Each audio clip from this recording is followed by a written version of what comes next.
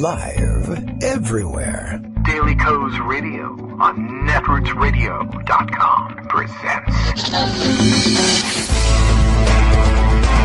David Walton. Kagro in the Morning Show.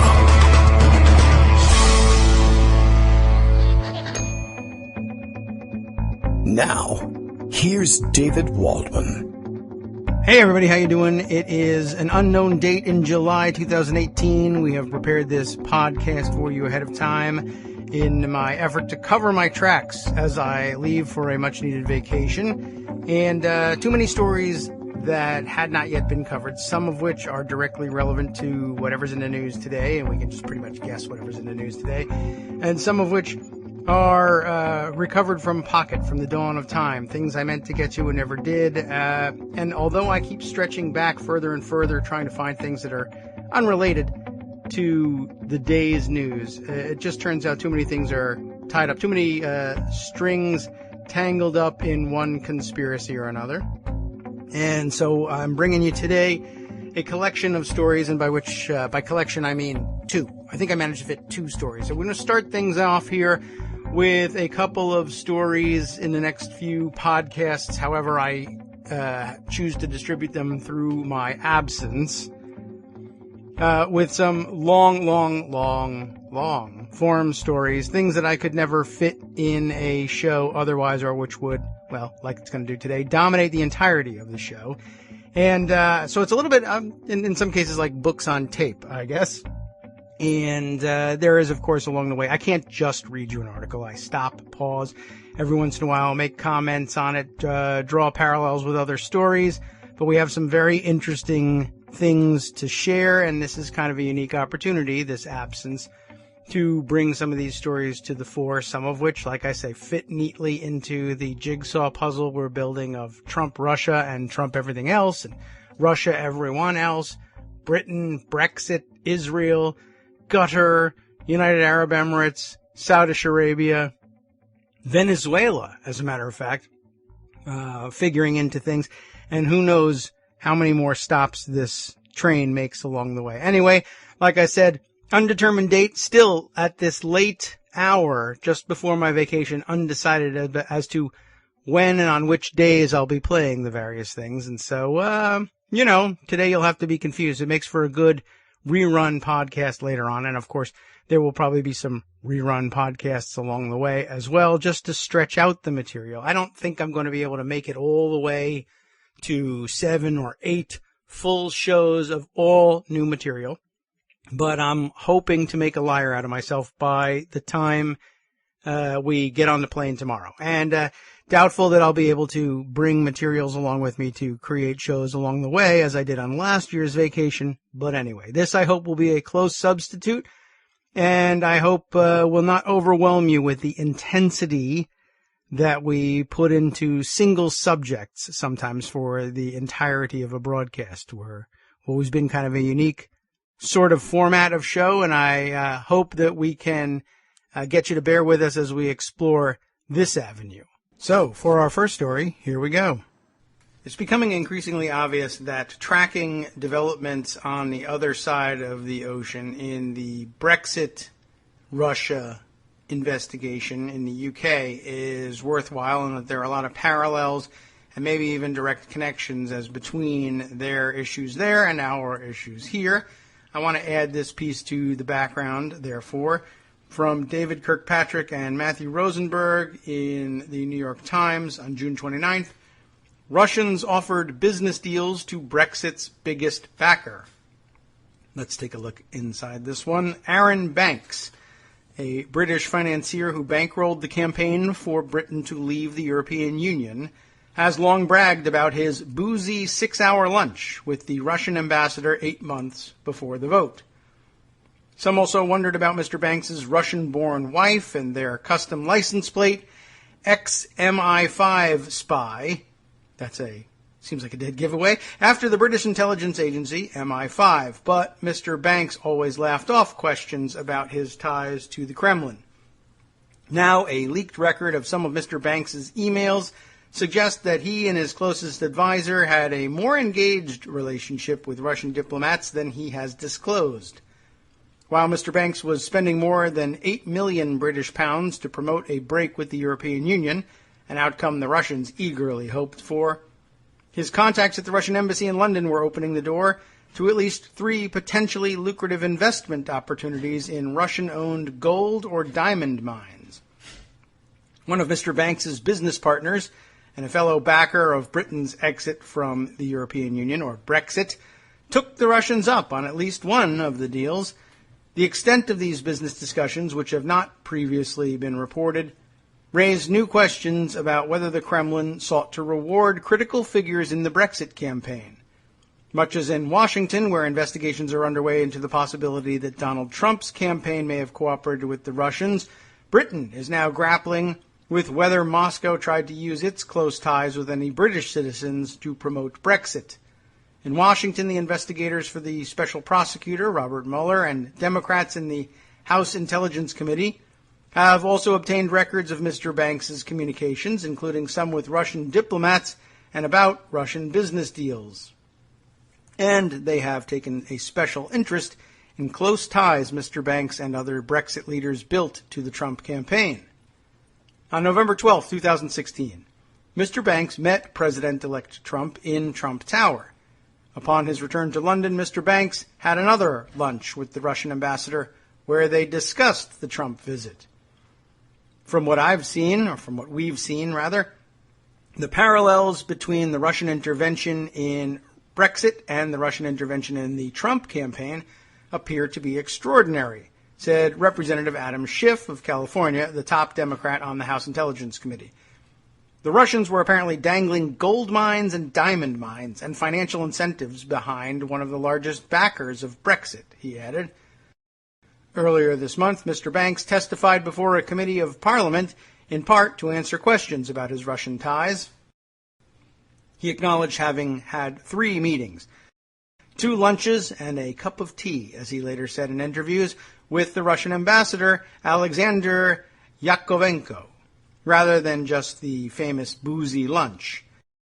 He also acknowledged reports that the ambassador had invited him to invest in the consolidation of 6 Russian gold mines, an offer he said he ultimately declined. But in his testimony, Mr. Banks did not mention the 2 other potentially lucrative opportunities detailed in the broader record of his electronic communications.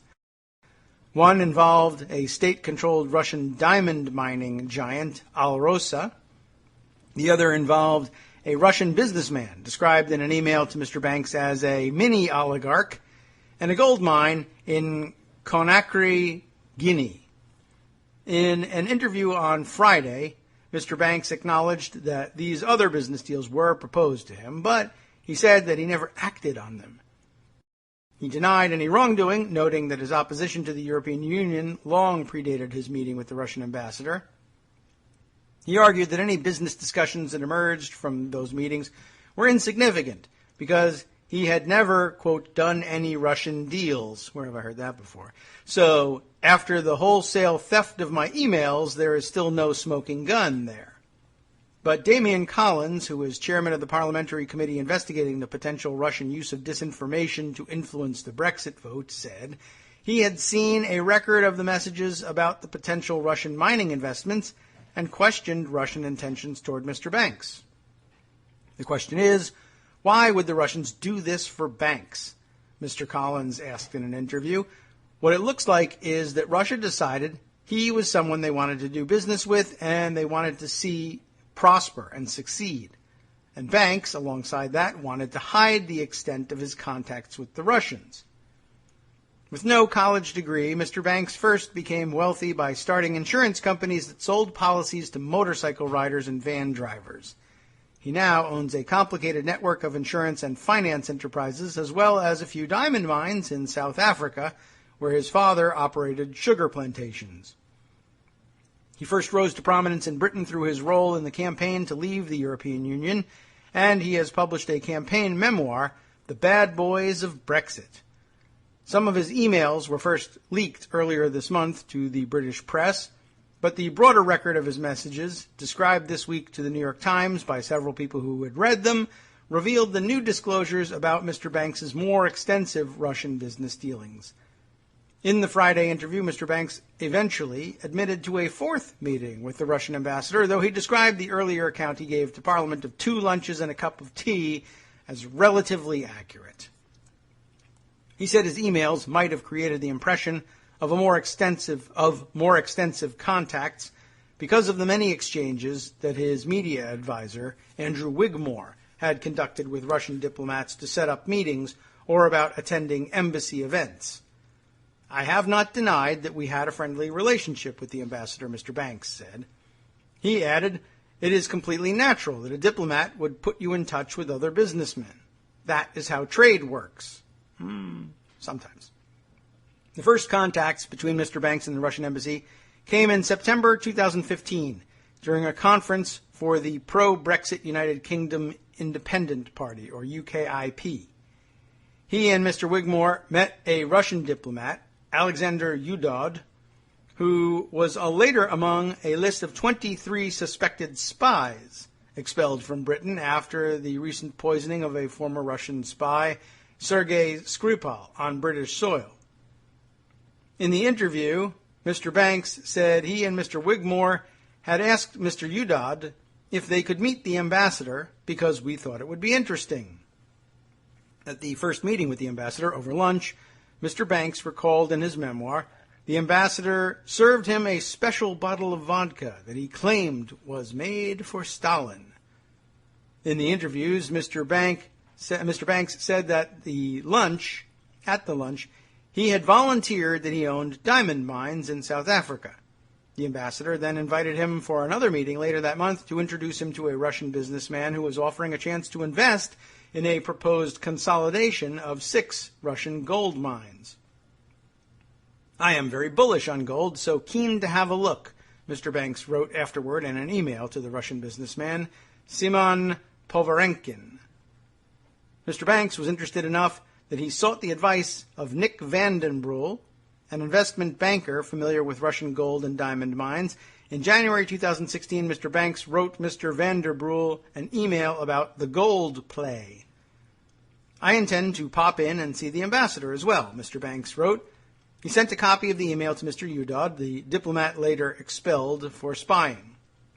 Mr. Banks said he never participated in that gold deal, but it appears that Mr. Povarenkin offered him a different Russian opportunity with the diamond company Alrosa. The Russian government, the largest stakeholder in the company, was preparing to sell off a 10% stake.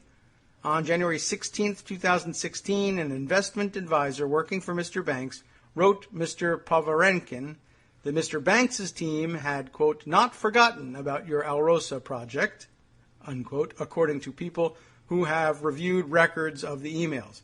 A few days later, Mr. Vandenbroel, the same investment banker that Mr. Banks had consulted to discuss the gold deal, emailed him separately about the diamond opportunity.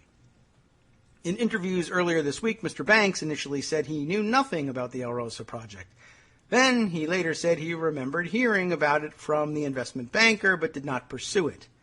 His friend, business partner, and fellow Brexit backer James Mellon did participate. Mr. Mellon, a prominent investor based in the Isle of Man, is a partner with Mr. Banks in a financial institution on the island. That's their offshore banking haven. Mr. Mellon has made hundreds of millions of dollars investing in Russia since the fall of the Soviet Union, often alongside businessmen close to President Vladimir Putin.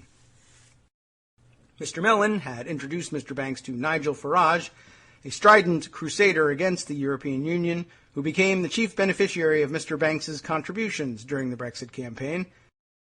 3 weeks after the 2016 Brexit vote, the Russian government sold the Alrosa stake in a private offering to a restricted group of investors. The shares were sold at a discount to the market price at a time when the value of both the stock and diamonds were rising. Mr. Mellon's fund management company, Charlemagne Capital, was among a restricted number of investors who were allowed to participate. Denham Eke, I'm not sure how he pronounces his last name, E-K-E, a representative for Mr. Mellon, said that Mr. Mellon had stepped out of day-to-day management of Charlemagne and that any investment decisions were made by a formal committee. He added that Mr. Mellon's business investments in Russia were unrelated to his opposition to the European Union or to Mr. Banks. The third Russian investment opportunity surfaced in April 2016 as the Brexit campaign was heating up. Another investment banker with connections in Russia wrote to Mr. Banks about the possible sale of a gold mine in Conakry, Guinea. The owner was a Russian mini-oligarch who shares your passion for the yellow metal, the banker wrote, according to people who have reviewed a record of the email. In the Friday interview, Mr. Banks initially said that he had no memory of such a discussion, but later called back to acknowledge a meeting on May 10, 2016, that appears to have included a discussion of the Guinean mine. Mr. Banks said he did not invest in that mine either. Boy, he's not investing anywhere. He loves gold but won't invest in it. The Brexit vote took place a little more than a month later on June 23, 2016. In August, Mr. Banks had lunch with the Russian ambassador and discussed the Trump campaign. At their lunch after Mr. Trump's victory in November, the two men discussed what role Jeff Sessions, then a senator, might play in the cabinet, according to people who have reviewed the records of his emails. Mr. Banks, though, said he doubted that the Russians had cultivated him for reasons other than routine trade promotion. The idea that things were dangled as some sort of carrots for me to be involved with the Russians is very far-fetched, he said. I wonder what the Russians wanted from me. Well, I guess it's a good question. Let's see if anyone can answer it. Anyway, I think an interesting parallel, like we said, and more investigation yet to come, I'm sure. And we'll see whether his answers remain viable throughout the investigation and whether or not it's ever discovered that entities he owned or invested in through perhaps shell companies might have done some of these deals. It's an interesting question. We wonder what the Russians would want from him, but we do also wonder, I mean, we have a pretty good guess. This is what he says. I wonder what the Russians wanted from me. But I guess one other question, I know he wants us to approach things that way, but what were the Russians trying to do? They kept bringing him deal after deal after deal, and he wouldn't do any of them. Why did they keep coming to him with these proposals? That is an interesting question as well. We'll see whether we get any answers for that in the near future. Here's another story that always threatens to be on the verge of a good backgrounder for breaking news, but I haven't had a chance to fit it in here yet. Let's use this opportunity to discuss this New Yorker piece by Adam Entis, who we've called his name a number of times for current event stories. This piece, very interesting. Donald Trump's New World Order, how the president, Israel, and the Gulf states plan to fight Iran and leave the Palestinians and the Obama years behind. Interesting premise, to say the least. What's the date on this? Is this dated anywhere? Yeah, there we are, June 18th issue. This is just kind of intriguing, and we never really found a way to work it in here. And hopefully events between when I'm reading this and now, when you're hearing this, don't intervene to render this moot at any point or change the facts on the ground entirely.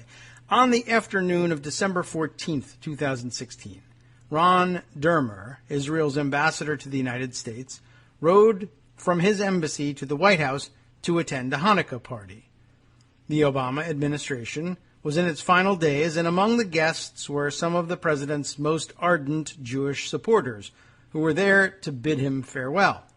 But Dermer, like Prime Minister Benjamin Netanyahu, did not share their sense of loss. For the Israeli leadership, the Trump presidency could not come soon enough. Netanyahu believed that Barack Obama had no special feeling for the Jewish state, as one of his aides once put it, and he resented Obama's argument that Israel's treatment of the Palestinians was a violation of basic human rights and an obstacle to security, not least for Israel itself. He also believed that Obama's attempt to foster a kind of balance of power between Saudi Arabia and Iran in the Middle East was naive, and that it underestimated the depth of Iran's malign intentions throughout the regions. Obama was hardly anti-Israel. His administration had provided the country with immense military and intelligence support. He had also protected Netanyahu in the United Nations Security Council, when in 2011 he issued his only veto, blocking a resolution condemning Jewish settlement building.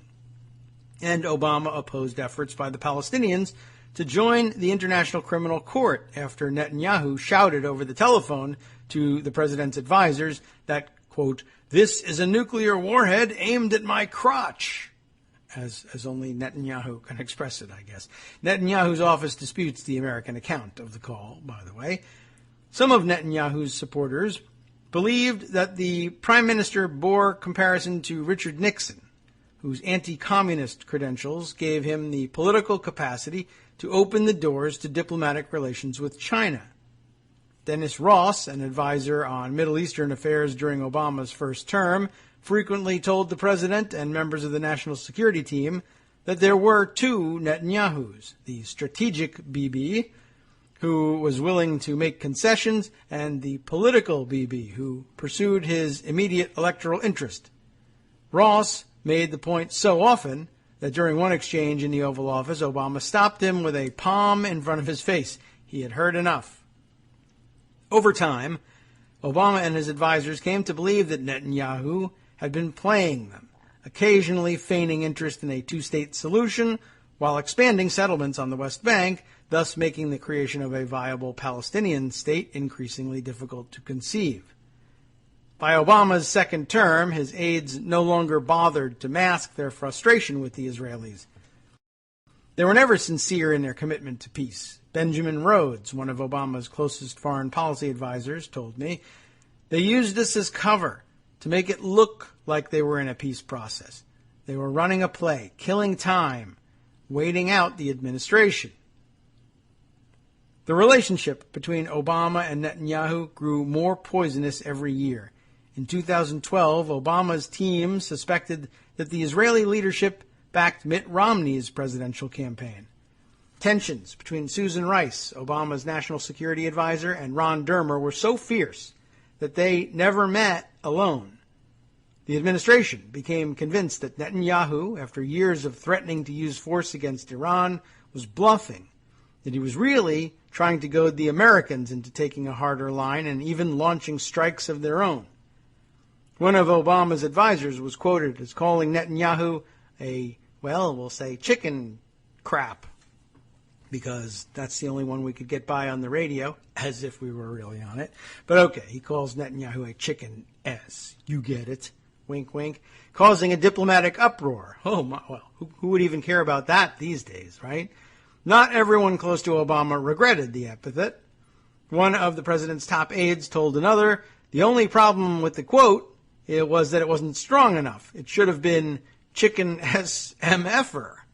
Oh my, I'm creating tremendous difficulties for people in radio. But by the spring of 2015, after Netanyahu delivered a theatrical speech to Congress condemning the Iran nuclear deal, Obama was officially done pretending, Rhodes said.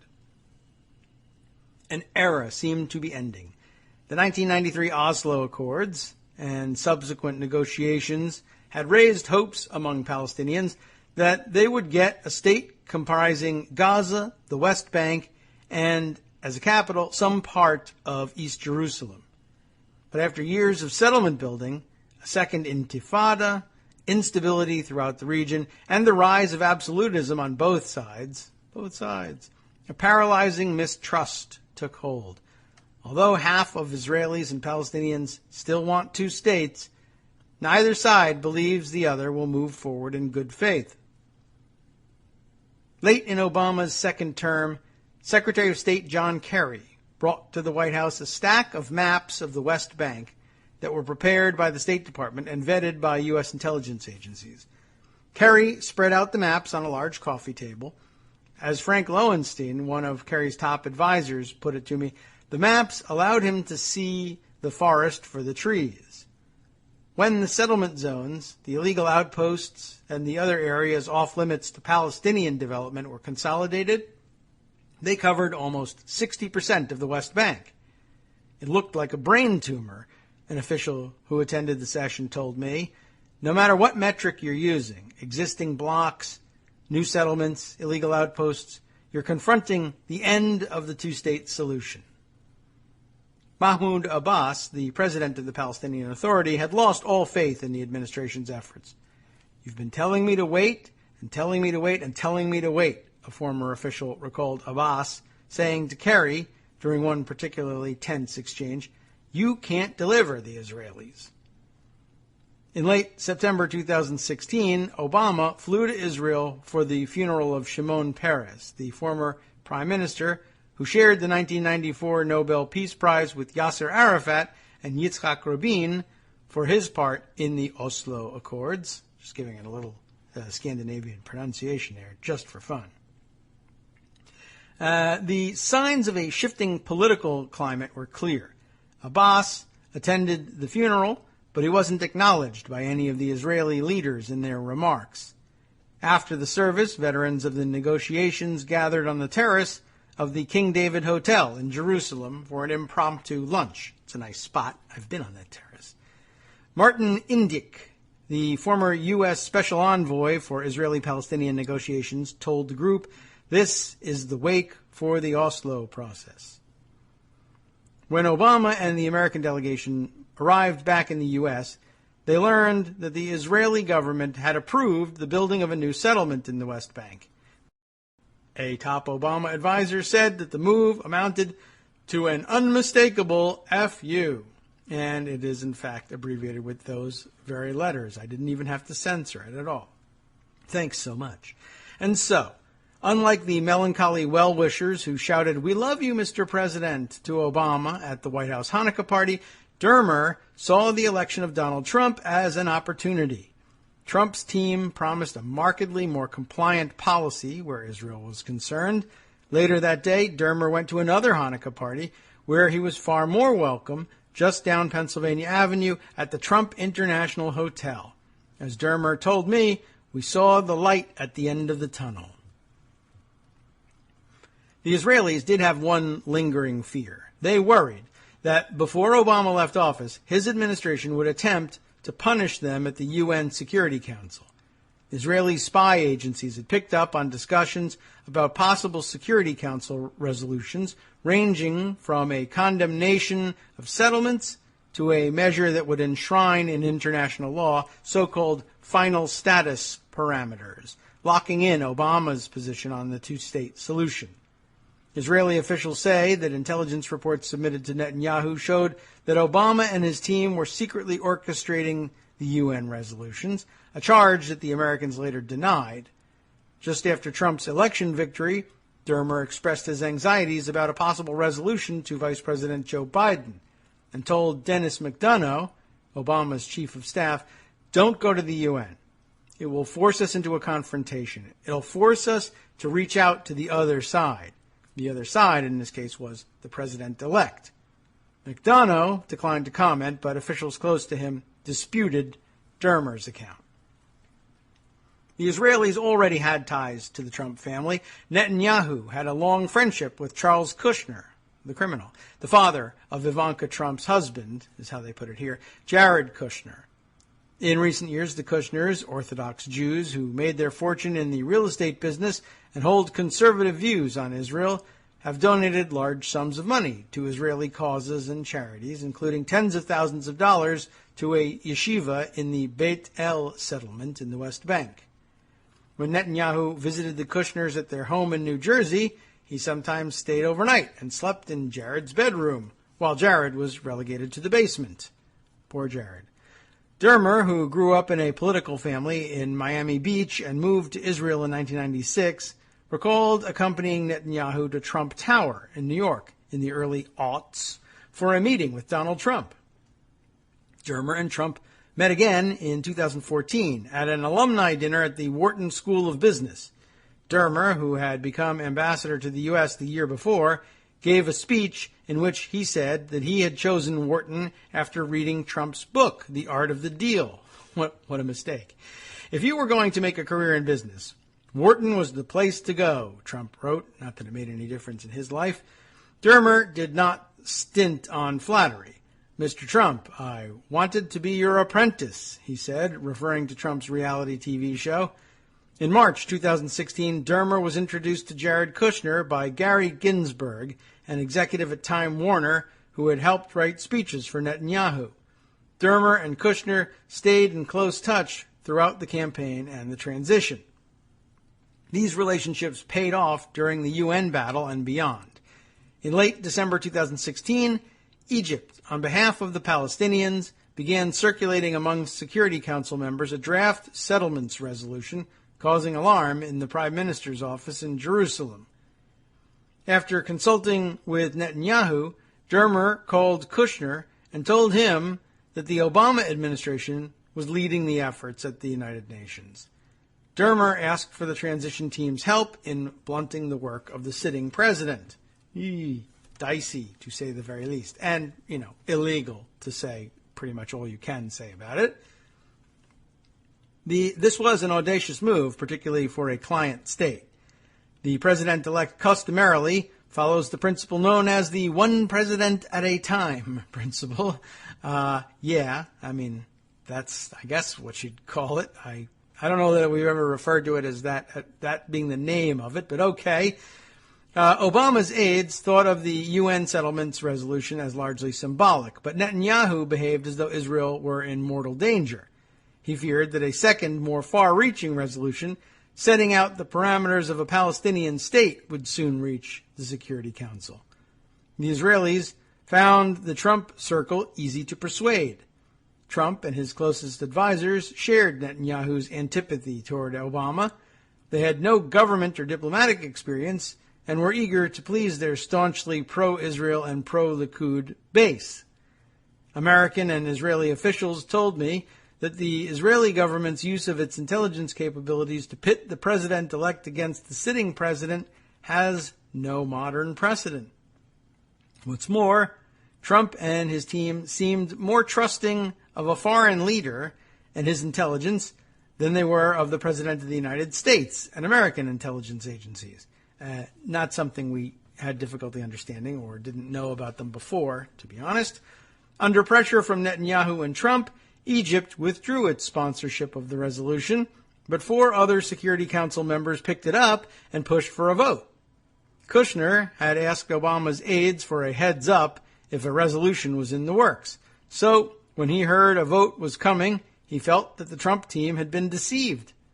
As Obama was making his final moves at the United Nations, Kushner told aides, "They had their turn. They failed. Why are they trying to make our job harder on the way out?" Kushner called Michael Flynn, the notorious spy, the choice for National Security Advisor, and Steve Bannon, Trump's strategic advisor. Bannon had grown so fond of Dermer that he sometimes referred to him as my wingman. Ho, ho, ho. That tells me nothing, but okay, whatever. The decision was made to press Security Council members to delay the ballot or defeat the resolution. Flynn got off the phone with Kushner and told aides that this was Trump's number one priority. The Trump transition team proved woefully unprepared to carry out its task, scrambling just to get telephone numbers for the ambassadors and foreign ministers they'd need to lobby. Flynn did not know how to find one of them, Sergei Kislyak, the Russian ambassador. See, he usually calls Flynn. I get you. Yeah, I star 69 the guy, but it didn't work. Flynn and Kislyak had been in contact including during the transition, we know, and their communications later became the focus of an investigation undertaken by, you'll never guess who, Robert Mueller. And believe it or not, they go on to explain who Robert Mueller is. The FBI had been monitoring Kislyak's communications as part of its routine surveillance on foreign spies and diplomats. But even that connection didn't help. Instead of issuing a veto, Obama abstained. The settlements resolution passed, and with the support from the Russians, at that. Oh, okay. A second resolution never materialized. That is an interesting twist, isn't it? A few weeks after Trump's inauguration, Dermer and other Israeli officials visited the White House to share a summary of Israel's intelligence documenting the alleged role of Obama administration officials in the settlements resolution. The Israelis also provided the Americans, through intelligence channels, with some of their underlying intelligence reports on the U.S. role. Israeli officials said that their intelligence on the Obama administration's alleged activities was not based on direct spying on the Americans. Oh no, of course not. The United States spies on Israel, but Israel claims that it doesn't spy on the United States. U.S. officials dispute that claim and consider Israel to be one of the United States' biggest counterintelligence threats. Trump had run for office as a non-interventionist with the slogan, America First. He quite honestly had very little interest in meddling in the Middle East in general, and very little interest from a philosophical point of view, a Trump confidant told me. As far as Trump was concerned, all of this was an annoyance. He went on, the Sunnis, the Shias, the Jews, the Palestinians have been doing this for thousands of years. And I, Donald Trump, am not going to continue to add to the already outrageous investment of trillions of dollars in a region that breeds and funds terrorists against America while we starve our infrastructure investments at home. I'm going to starve them myself, he must have insisted. With Obama finally out of the way, Netanyahu could concentrate on getting the Trump team to embrace his grand strategy for transforming the direction of Middle Eastern politics. His overarching ambition was to diminish the Palestinian cause as a focus of world attention and to form a coalition with Saudi Arabia and the United Arab Emirates to combat Iran, which had long supported Hezbollah and Lebanon and Hamas in Gaza, and had taken strategic advantage of the American folly in Iraq and the war in Syria. Obama had not been at all naive about Iran's behavior, but he felt that the nuclear agreement would limit its power. Trying to topple the Iranian regime seemed to Obama dangerously in line with previous adventures in the Middle East, in which dreams of democratic revolution in which dreams of democratic revolution backed by force ended in nightmare. I mean, they did fail, but that's not what it said. I thought I'd give you the verbatim reading. What's more, Obama was weary of efforts by the Saudis, who were hardly champions of democracy and human rights, to pull him deeper into regional conflicts. But the Israelis, the Gulf states, and now Trump believed the opposite, that Iran was the principal enemy in the region and that the nuclear pact showed weakness and only fueled Iranian expansionism.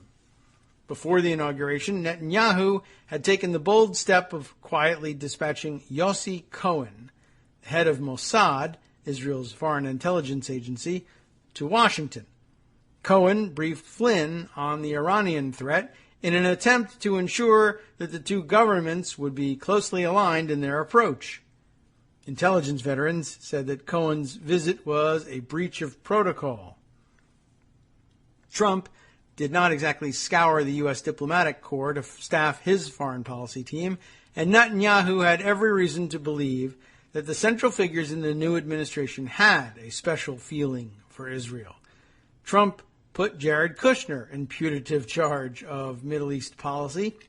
The choice for ambassador to Israel was David Friedman, a bankruptcy lawyer from Long Island, who held right-wing views on the Middle East and contributed money in support of the same West Bank settlements as the Kushners.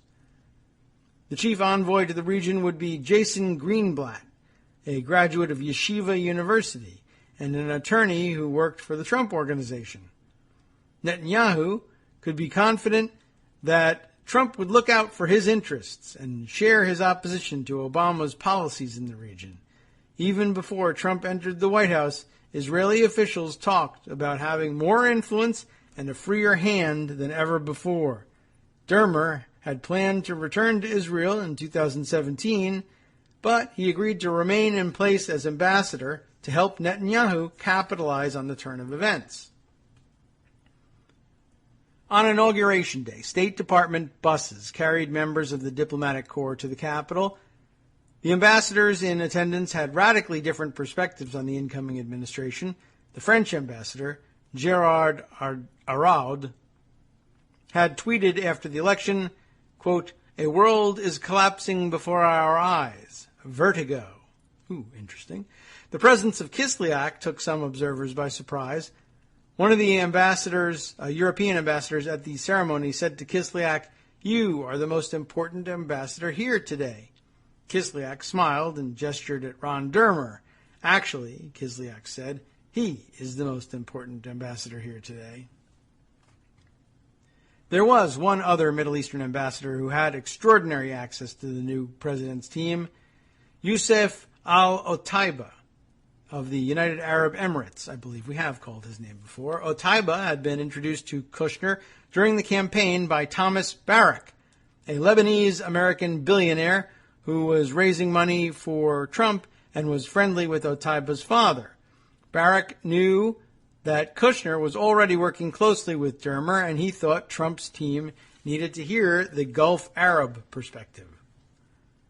Traditionally, Gulf leaders frowned on contact with Israeli government officials, but Otaiba's boss, Mohammed bin Zayed, the Crown Prince of Abu Dhabi, the most politically important of the Emirates, took a different view. Bin Zayed, known as MBZ, believed that the Gulf states and Israel shared a common enemy, Iran. Like Netanyahu, MBZ considered Iran to be the primary threat to his country. The secret relationship between Israel and the UAE can be traced back to a series of meetings in a nondescript office in Washington, D.C., after the signing of the Oslo Accords. Early in Bill Clinton's first term, the UAE wanted to buy advanced F-16 fighter aircraft from the U.S., but American and Emirati officials were concerned that Israel would protest. When Jeremy Issacharoff, an Israeli diplomat working out of the embassy in Washington, was asked whether his government would have problems with the proposed sale, he was non-committal, according to former U.S. officials. He told his American counterparts that the Israelis wanted the company to discuss the matter directly with the Emiratis to find out how they intended to use the American aircraft. Sandra Charles, a former George H.W. Bush administration official who was doing consulting work at the time for MBZ, agreed to convey the request about a possible meeting. As part of her work with the UAE, Charles's firm provided assistance to Jamal S. al-Suwaidi, an Emirati academic who in 1994 was setting up a government-backed think tank in Abu Dhabi called the Emirates Center for Strategic Studies and Research. The center was established for scientific research and studies on social, economic, and political issues, but it became a conduit for contracts with Israel. Charles knew Issacharoff from earlier meetings, in which they discussed the political dynamics in the Gulf region. Suwaidi was already planning to visit Washington, and Charles arranged for him to meet with Issacharoff at a private office. This was all done off the record, unofficially, the former official recalled, so that the Israelis and the Emiratis could say this meeting never happened.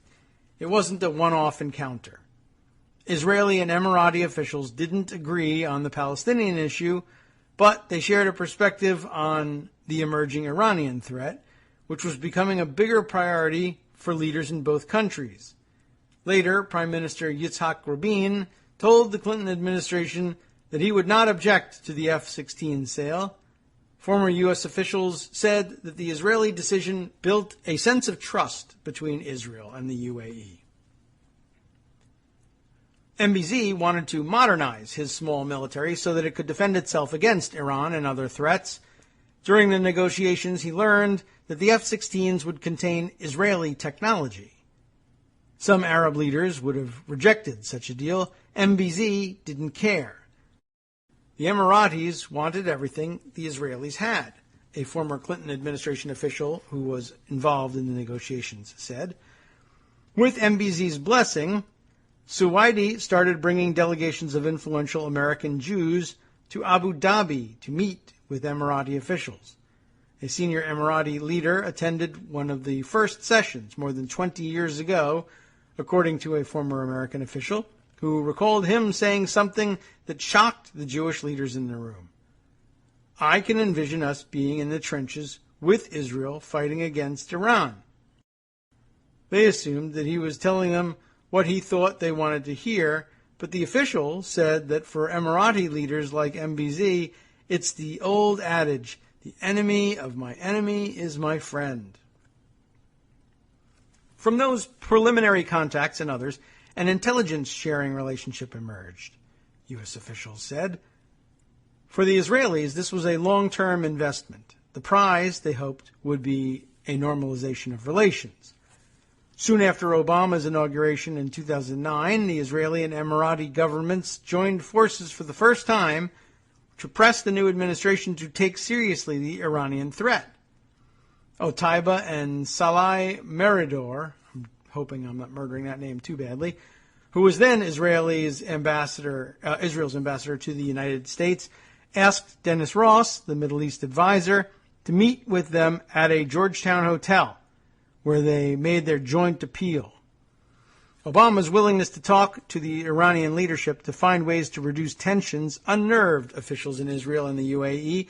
They thought that a joint presentation would send a stronger message than if the two governments voiced their concerns independently. The meeting, according to a former U.S. official, demonstrated a level of cooperation that was real and practical and went far beyond intelligence sharing. A senior official, Arab official, said it was designed to get their attention. I feel like I've skipped something here. The meeting, according to a former U.S. official, demonstrated a level of cooperation that was real and practical and went far beyond intelligence sharing. A senior Arab official said it was designed to get their attention. If we sit together and tell them the same thing, they're going to take it seriously. The joint effort surprised Obama's advisors, but didn't deter the president from pursuing negotiations with Tehran. In May 2009, during a series of meetings in Washington that were dominated by disagreements over the settlements, Netanyahu tried to get Obama and his team to focus on easing Israel's isolation in the region. According to a senior American official who was present, Netanyahu asked Secretary of State Hillary Clinton to convince Gulf leaders to meet with him publicly. If the Arabs agreed, Netanyahu told Clinton, it would show the people of Israel that there might be some benefit for Israel from the normalization of relations, the American official said. A few weeks later, Obama flew to Riyadh to meet with King Abdullah bin Abdulaziz Al Saud, who had, in 2002, proposed broad Arab recognition of Israel in return for a withdrawal from all territory occupied since 1967. Obama suggested that Abdullah's proposal, known as the Arab Peace Initiative, might revive talks among the Israelis, the Palestinians, and Arab countries, only two of which, Egypt and Jordan, recognized the Jewish state. When Obama asked Abdullah if he would meet publicly with Netanyahu, the king responded categorically. Impossible, he said. According to an American official briefed on the meeting, Abdullah said that a settlement freeze wasn't enough. He needed a final peace agreement.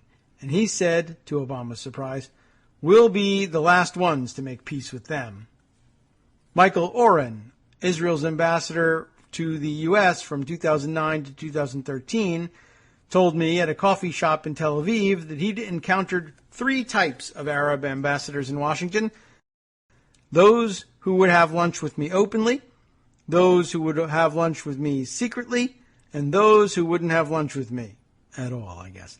Saudi Arabia's ambassador to the United States at the time, Adel Al-Jubeir, shunned Oren, in keeping with the harder line taken by King Abdullah.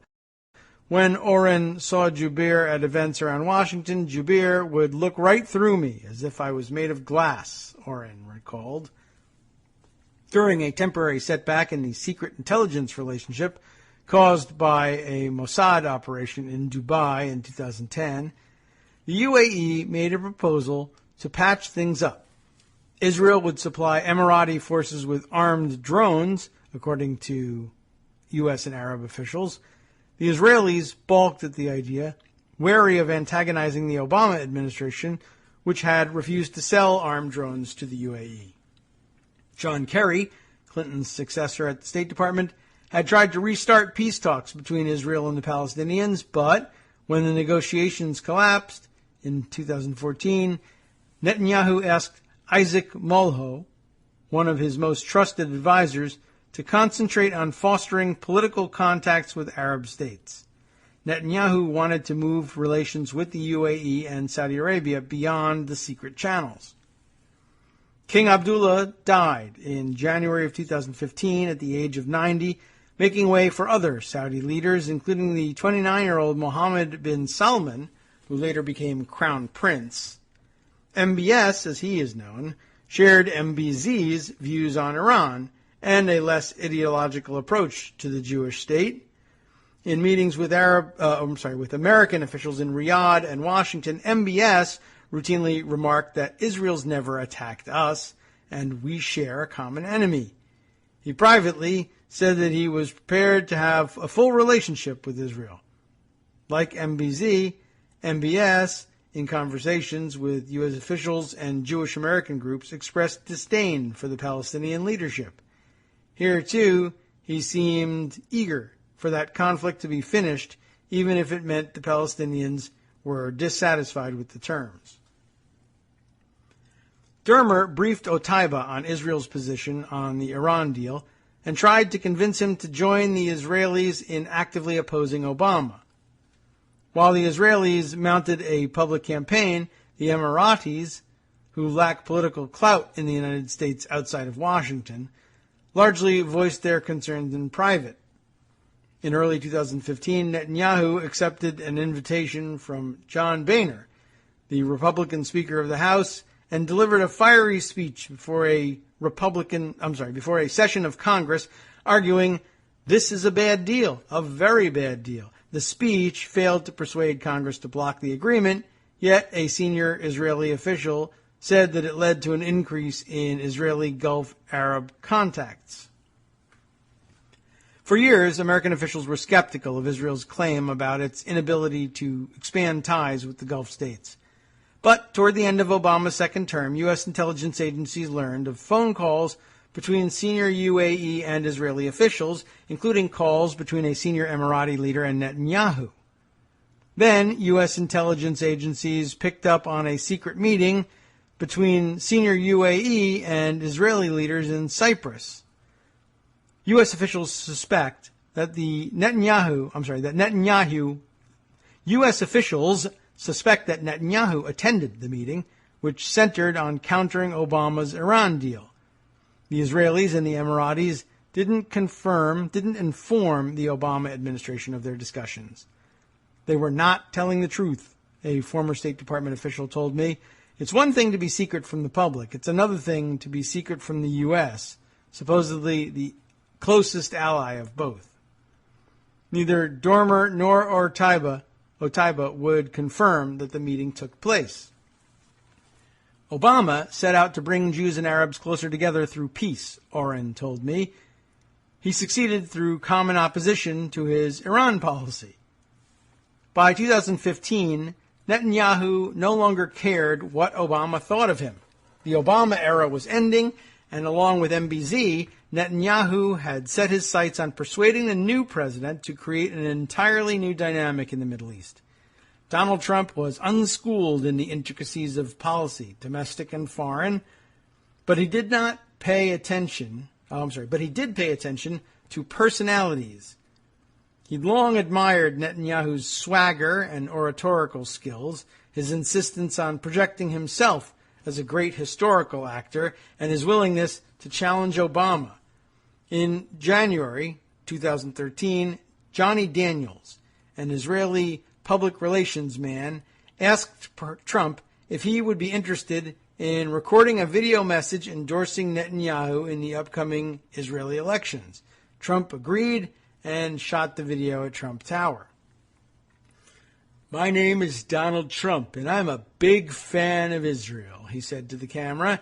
"And frankly, a strong prime minister is a strong Israel. And you truly have a great prime minister in Benjamin Netanyahu. There's nobody like him. He's a winner. He's highly respected. He's highly thought of by all. And people really do have great, great respect for what's happened in Israel. So vote for Benjamin. Terrific guy, terrific leader. Great for Israel. That was very Trumpian, I must admit. Trump boasted afterward that Netanyahu personally solicited his help. I was called by Bibi and his people, he told an interviewer for Shalom TV's In the News program, and they asked me whether or not I'd do an ad or a statement. I said, absolutely. In fact, no one in the Israeli leadership had solicited Trump's help. Once again, more of the same, I guess. The Israelis were not sure at first whether to take Trump's candidacy seriously. Despite Jared Kushner's role as an intermediary, Trump's relationship with Netanyahu during the campaign got off to a rough start. At a campaign rally in Manassas, Virginia on December 2nd, 2015, Trump said, "Very soon I'm going to Israel and I'll be meeting with Bibi Netanyahu." Kushner had been laying the groundwork for his father-in-law to fly to Israel for a meeting with the prime minister, tentatively scheduled for later that month. The plan was disrupted a few days later when Trump called for a total and complete shutdown of the entry of Muslims into the United States. His comments echoed a divisive moment in Israeli politics 9 months earlier when Netanyahu, in the last days of his re-election campaign, warned that Arab voters were going to the polls in droves. Netanyahu had been sharply criticized, so when Trump's announcement sparked a political backlash within Israel, Netanyahu's office issued a statement saying, Prime Minister Netanyahu rejects Donald Trump's recent remarks about Muslims. Trump took the criticism badly, according to a friend of Kushner's. Trump wrote on Twitter, "I have decided to postpone my trip to Israel and to schedule my meeting with Netanyahu at a later date after I become president of the U.S." After being accused of trying to help the Romney campaign in 2012, Netanyahu and Dermer knew that they had to proceed with caution during the 2016 race.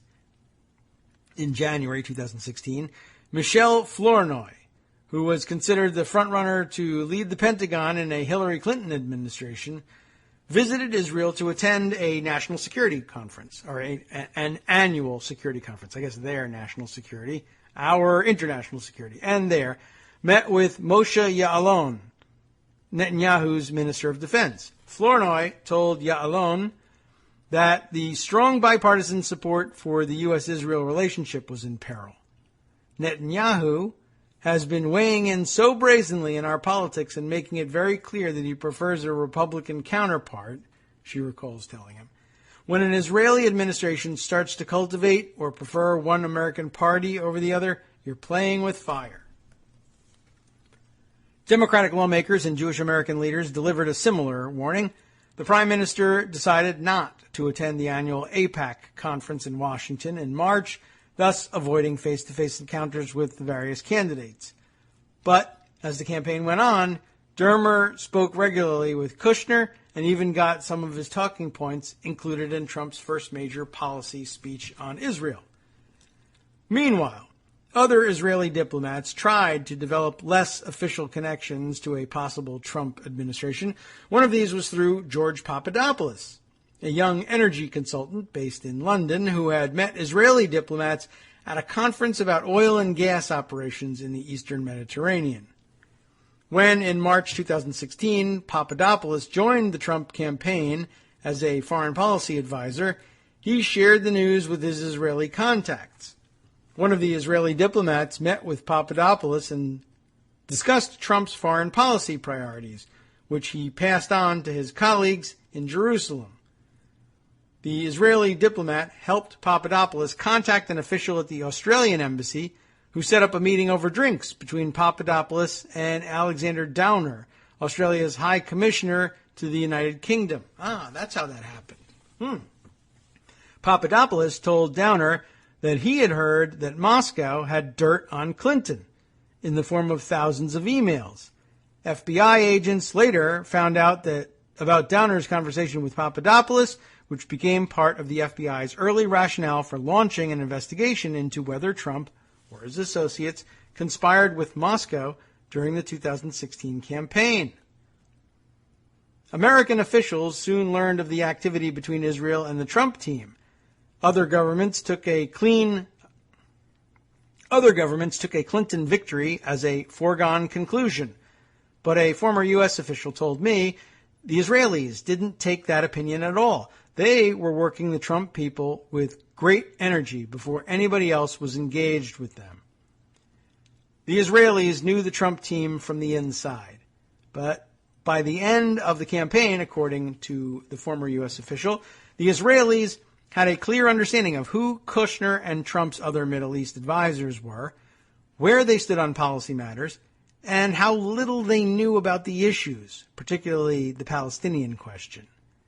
The former official said that the Israelis had that all mapped out and were confident they would be able to advance their priorities. Netanyahu's main focus was scrapping the Iran nuclear deal and steering the U.S. toward a more confrontational stance against Tehran.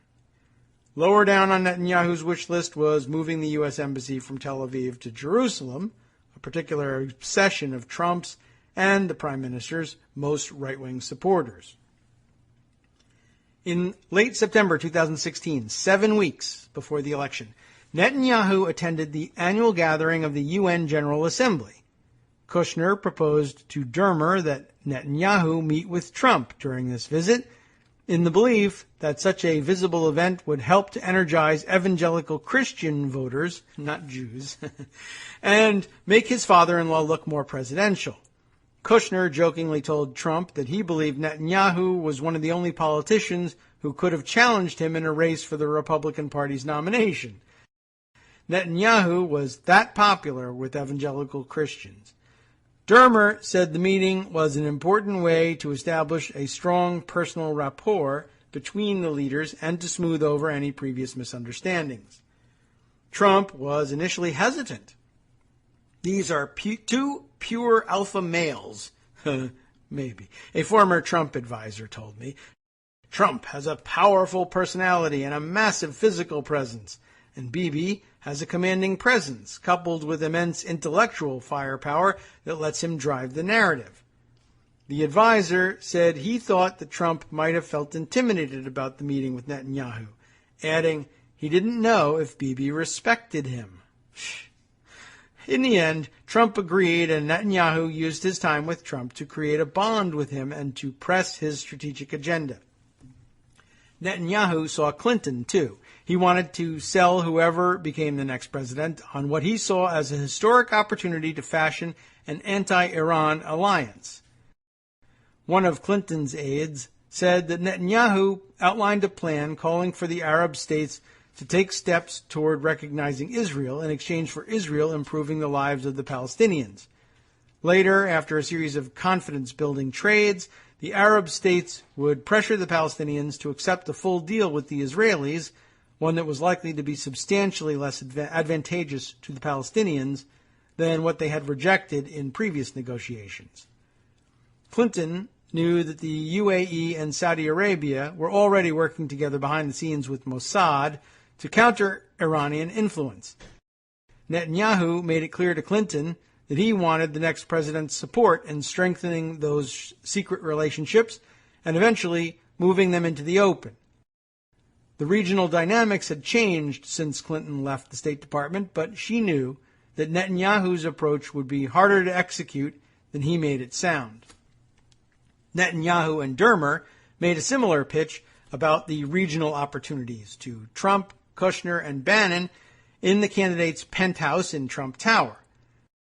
The task of persuading them was easier, at least in part because they had so little experience with the long, tortured history of the region and had yet to formulate a detailed strategy of their own. Bannon was blown away by the idea of an alliance between Israel and the Gulf states. A former Trump advisor told me that Dermer and Netanyahu had thought this through. This wasn't half-baked. This was well articulated, and it dovetailed exactly with our thinking. The advisor credited Netanyahu and Dermer with inspiring the new administration's approach to the Middle East. The germ of the idea started in that room on September 25th, 2016, in Trump's penthouse. A friend of Trump's compared the candidates' team to a blank canvas.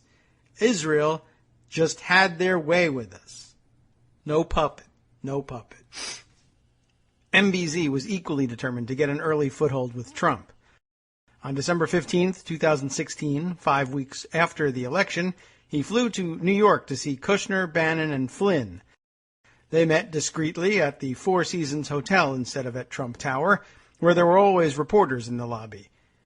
The Obama White House was tipped off about the visit when Emirati officials provided Customs and Border Protection agents in Abu Dhabi with a flight manifest that listed MBZ's name.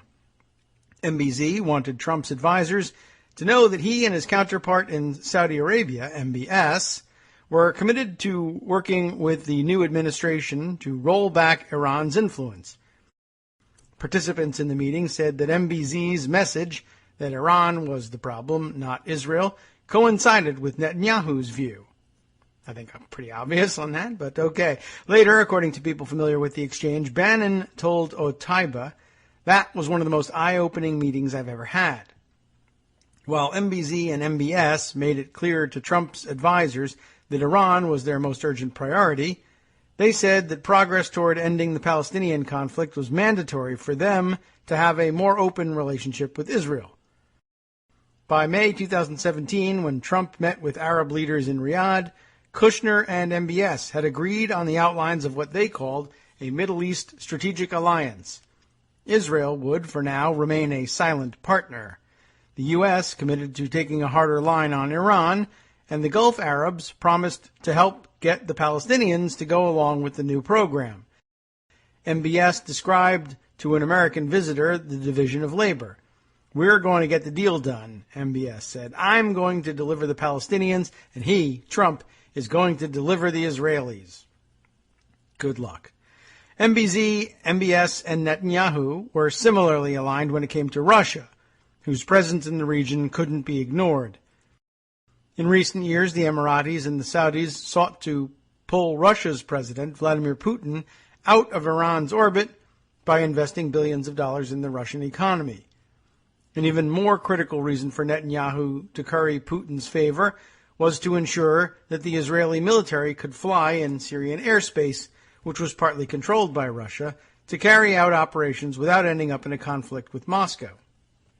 That's actually an interesting observation. It was, and that's something they're openly willing to discuss, that the Emiratis and Saudis sought to influence Russia's relationship with Iran by investing billions of dollars in the Russian economy. I mean, it's clear that by now that that's how they work, and nobody bats an eyelash at the fact that they would do that in Russia, but I guess what we're only now learning is they also think they should be entitled to get the same out of the United States, and with Donald Trump, they're able to. Netanyahu understood that Putin could be the key to getting Iran to eventually withdraw its forces from Syria, an objective shared by Trump and his team. At the White House in the winter of 2017, Bannon questioned a State Department official about what it would take to get Putin to break off Russia's alliance with the Iranian leadership. The former Trump advisor told me that the administration and its closest Middle East allies didn't want Moscow to be on Iran's side in any future conflict. Trump initially tried to ease tensions with Putin, but those efforts only fueled questions about his motivations, given Russia's meddling on his behalf during the 2016 campaign. U.S. lawmakers and European allies gradually prevailed on Trump to take a harder line. MBZ, who was in many ways the most pivotal Arab player in this strategic drama, has long been surrounded by a shadowy network of part-time advisors, fixers, and confidants, many of whom shared his hatred of Iran's rulers. Word spread in MBZ's circle in late 2016 and early 2017 that a new campaign to counter Iran was in the works. Some of the Crown Prince's advisors were eager to offer their advice and services. Just before Trump's inauguration, an MBZ advisor named George Nader helped arrange a meeting at the Crown Prince's resort in Seychelles between the Blackwater founder Eric Prince, a Bannon ally and the brother of Betsy DeVos, the Secretary of Education, and Kirill Dmitriev, who ran Russia's sovereign wealth fund and was close to Putin. Later, disorder in the Trump White House created openings for MBZ and Bannon's associates to pitch ideas to increase pressure on Tehran. This play for contracts, influence, and status has attracted the attention of Robert Mueller. According to a former U.S. official, one would-be contractor who was close to the Emiratis, the Saudis, and the Israelis presented a plan to use cyber weapons planted inside Iran's critical infrastructure, including its stock market, to wreak economic havoc and sow political discord. It remains unclear whether he was freelancing or making pitches on behalf of Emirati, Saudi, and Israeli leaders. Netanyahu also wanted to cash in on the new administration's enthusiasm for creating a Middle East strategic alliance against Iran. Netanyahu also wanted to cash in on the new administration's enthusiasm for creating a Middle East strategic alliance against Iran. Israeli officials pressed Trump's advisors to arrange a White House summit that Netanyahu, MBZ, MBS, and other Arab leaders would attend. When the Americans floated the idea with the Saudi and Emirati leadership, the response was negative. A senior Arab official told me, just as Obama and his first Middle East envoy, George Mitchell, learned in 2009, and John Kerry would discover later, it wouldn't be easy to get Gulf Arab leaders to meet in public with Netanyahu, despite the convergence of interests in recent years. Israeli officials backed off the idea, telling their American counterparts that Netanyahu understood MBZ's and MBS's concerns. The Gulf leaders represented Israel's best hope in generations for securing acceptance in the region. The last thing the Prime Minister wanted was for a mere photo op to spark a popular revolt against them. Barack Obama had come into office hoping to achieve what his predecessors could not, a reconciliation between the Israelis and the Palestinians. As a young politician in Chicago, he had numerous Jewish friends and supporters. His local coalition depended largely on African Americans on the south side and left-leaning Jews farther north. Within Israel, he was drawn to a political culture exemplified by the liberal readers of Haaretz, who lived in Tel Aviv and Haifa, voted Labor or Meretz, and admired the novels of David Grossman and Amos Oz. Recently, in a speech at Temple Emmanuel in New York, Obama said that he was basically a liberal Jew. Like most Democrats, he easily won the Jewish vote, both in 2008 and 2012, but his Jewish supporters were generally centrists and liberals. For many of them, Israel was not a primary issue. Trump's Jewish supporters were more religious, mostly aligned with Likud and its right-wing coalition partners. These Jews are only a minority of the roughly 6 million who live in the United States, but they tend to be more focused on issues pertaining to Israel and are, in some cases, willing to spend a great deal of money to influence U.S. policy. Trump's advisors, in searching for a high-profile advocate, homed in on a pro-Likud billionaire, the Las Vegas-based casino mogul Sheldon Adelson. In December 2015, Trump spoke at an event in Washington, D.C., sponsored by the Republican Jewish Coalition. Adelson helps to fund the group, and he owns a popular tabloid in Israel called Israel Hayom, which has long served as a loyal tribune for Netanyahu. He takes a particularly derisive view of the Palestinians, believing that establishing a state for them would be a stepping stone for the destruction of Israel and the Jewish people. One of Israel Hayom's early targets was Ehud Olmert, the Israeli prime minister between 2006 and 2009. Adelson wanted Olmert disposed of for his efforts to negotiate a two-state agreement with the Palestinians, Olmert told me. After Olmert's ouster, Adelson turned his attention to electing Netanyahu. Sheldon didn't work for Bibi, Bibi worked for Sheldon, Olmert said. Adelson exerts almost as much influence on electoral politics in the U.S. as he does in Israel. No Republican candidate can easily afford to ignore him. Adelson considered Obama an enemy of Israel, and in the 2012 election, He and his wife, Miriam, contributed at least $93 million to groups supporting the GOP. Officials in the U.S. and Israel have said that they learned from American Jewish leaders that Adelson had vowed to spend whatever it takes to prevent Obama from securing a peace agreement while in office. At the event in Washington, staunch Republican supporters of Likud found Trump's performance unsettling. In his opening remarks, Trump attacked Jeb Bush, saying that he was controlled totally by donors who gave large sums of money to his campaign. If you want to control your own politician, that's fine, Trump told the group. I don't want your money. During a brief question and answer session, Matthew Brooks, the executive director of the Republican Jewish Coalition, asked Trump how he would approach negotiations between the Israelis and the Palestinians. Trump cast himself as a neutral party, interested in getting the Israelis and the Palestinians what they needed to end the conflict. People are going to have to make sacrifices one way or the other, he said. Brooks pressed Trump. Can I at least try to pin you down on Jerusalem as the undivided capital of Israel? Is that a position you support? He asked. Trump equivocated. I want to wait until I meet with Bibi. Boos erupted from the audience. Who's the wise guy? Trump snapped. You can't go in with that attitude. You got to go in and get it and do it nicely so everyone's happy. Don't worry about it. You're going to be very happy. A couple of weeks later, Trump took part in a primary debate at the Venetian Hotel in Las Vegas, part of Adelson's casino empire. Early in the campaign, Adelson considered Trump to be little more than a braggart. Trump and Adelson met in Las Vegas and then again in New York. Trump and his advisors thought that Adelson would back Marco Rubio. Their objective in the New York meeting was to caution Adelson. A senior Trump administration official said that the campaign's message to Adelson was simple. You're going to waste a lot of money if you're going to go against us. You're only going to help the Democrats. In May 2016, after it became clear that Trump was going to win the nomination, Adelson endorsed him, but he informed the campaign that he wanted a commitment to move the U.S. Embassy from Tel Aviv to Jerusalem.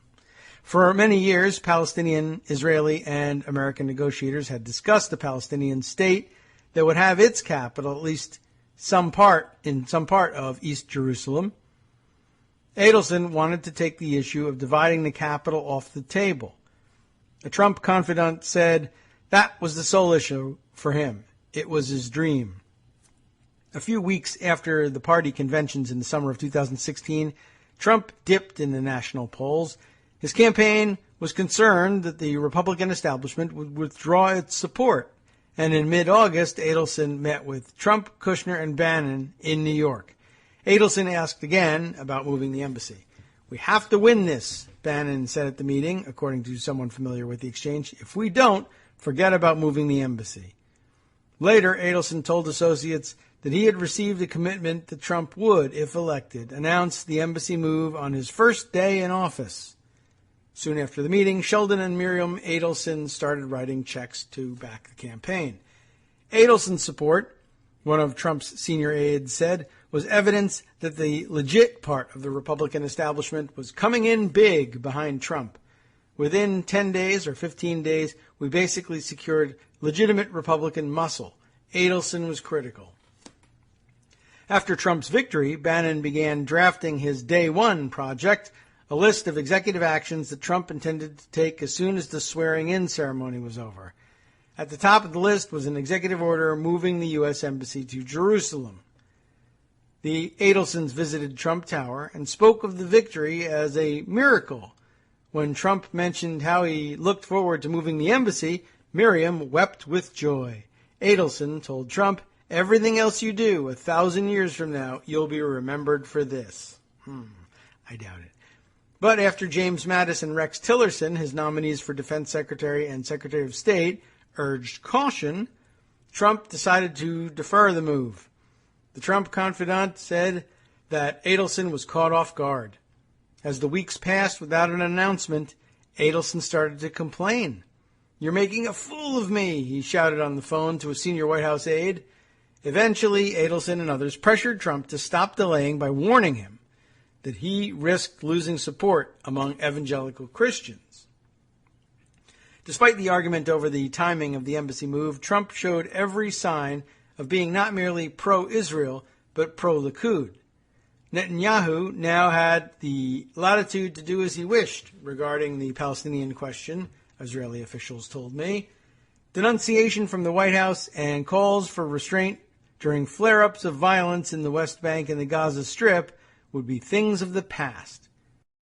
2 days after being sworn in, Trump had a phone call with Netanyahu. When the prime minister got off the line, he could barely contain his excitement. "I saw the body language," one of his aides told me. "He was like a small child who got the best birthday present he could ever imagine." Trump was convinced, he told friends, that he was uniquely suited to brokering the ultimate deal. In private conversations, he expressed general support for a two-state solution. Since taking office, he has said publicly that he would favor whatever resolution the two sides were able to agree on. Trump decided to put Kushner in charge of the Israeli-Palestinian issue without asking him in advance whether he wanted the assignment. A senior Trump administration official said that Trump's decision made sense because Gulf Arab leaders ran their countries like family businesses and would naturally feel more comfortable dealing with a member of Trump's family. Trump tried to cast himself as an honest broker who was right down the middle, but his advisors, Kushner, David Friedman, and Jason Greenblatt, couldn't be more aligned with Netanyahu if he had chosen them himself. Before Friedman assumed his post as ambassador to Israel, experts from the State Department briefed him on the dire humanitarian situation in the Gaza Strip. At the end of the presentation, according to one attendee, Friedman said, "I just don't understand. The people who live there are basically Egyptians. Why can't Egypt take them back?" One of the briefers explained to Friedman that 2/3 of the residents of Gaza were refugees or descended from refugees from what is now Israel proper. Friedman denies saying this. Friedman has also written up an op-ed in which he called J Street, a liberal pro-Israel political action committee, far worse than capos, Jews who turned their fellow Jews in at the Nazi death camps. The J Street supporters, he wrote, were just smug advocates of Israel's destruction delivered from the comfort of their secure American sofas. It's hard to imagine anyone worse. 5 previous U.S. ambassadors to Israel signed a letter saying that Friedman was unqualified for the job. Netanyahu has been delighted with the appointment. He knew that Israel would never be dealt a more sympathetic hand, that Kushner was unlikely to ask him to do anything that he thought wouldn't be in Netanyahu's best interest. On the other hand, could Netanyahu say no to Trump and Kushner if and when down the road they asked him for real sacrifices for the sake of getting the ultimate deal? The tensions and the general chaos in the White House sometimes affected the relationship between the Israelis and the Trump administration. On February 13th, 2017, the day that Michael Flynn was forced out as National Security Advisor, Ron Dermer went to the White House to try to arrange for Trump to sign secret documents, as other presidents have done, which the Israelis saw as an American commitment not to ask them to give up their undeclared nuclear arsenal. He asked to meet privately with Flynn. Aides told Dermer that he could not dictate whom he wanted to meet with. It turned out later that Flynn had urgent business to attend to, writing his resignation letter. Later, White House officials commiserated over what they saw as Dermer's heavy-handed tactics. "This is our effing house," one of them said. The feeling in the White House, the former advisor told me, was, "There's a lot of goodwill, but don't take advantage of us." At one point, in front of witnesses, Kushner swore at Dermer in his West Wing office, saying he wasn't going to do his bidding just because of his Jewish background. "You're not going to tell us how to run these things," he told Dermer. "Don't try to push us around. Don't try to jam us."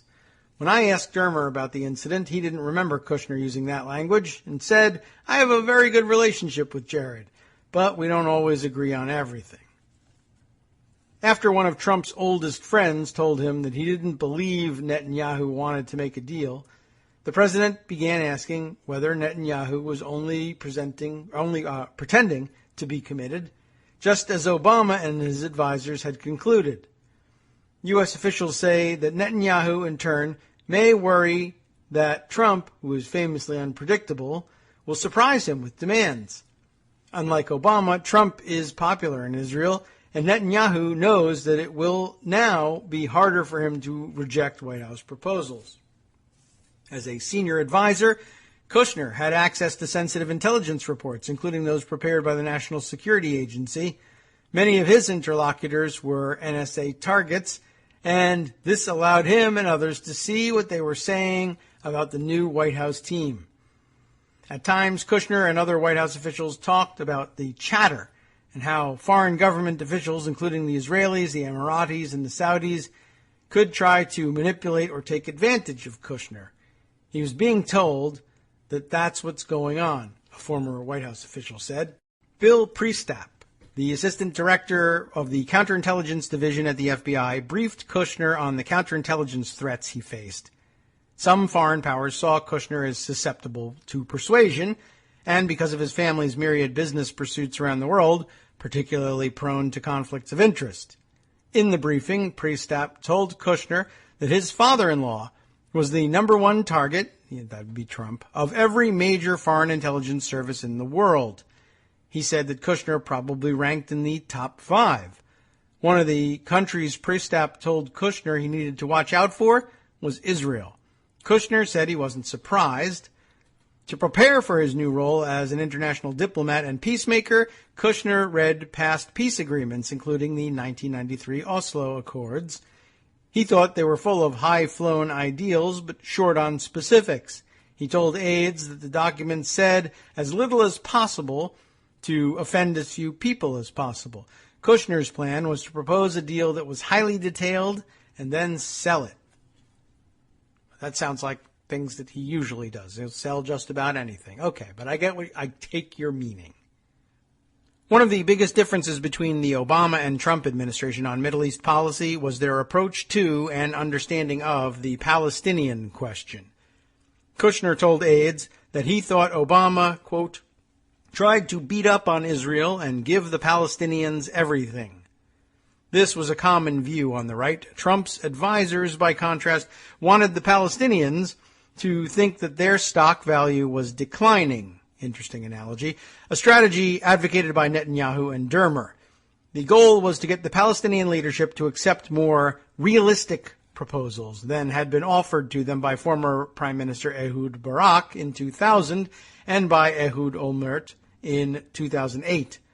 Never mind that in the Palestinian view, the Oslo-era notion of a state included only a fraction of the territory of historical Palestine. One senior Trump administration official used the price of stock as an analogy, like in life. Oh, I wish I bought Google 20 years ago. Now I can't. I have to pay this amount of money. It's not that I'm being punished. I just missed the opportunity. Privately, David Friedman compared the Trump administration's approach to structuring a bankruptcy-type deal for the Palestinians. Friedman, in fact, spent much of his professional life structuring bankruptcy deals for Trump, among other clients. Israeli intelligence officials say that Mahmoud Abbas, the Palestinian leader, feels more isolated than ever. In the past, support from Arab states gave the Palestinians the confidence to resist U.S. and Israeli pressure to soften their demands. That backing has always been contingent, but it now seems more precarious. Successive U.S. administrations have underestimated Abbas's willingness to stand up to outside pressure. A friend of Abbas's said that Abbas would rather die than give in.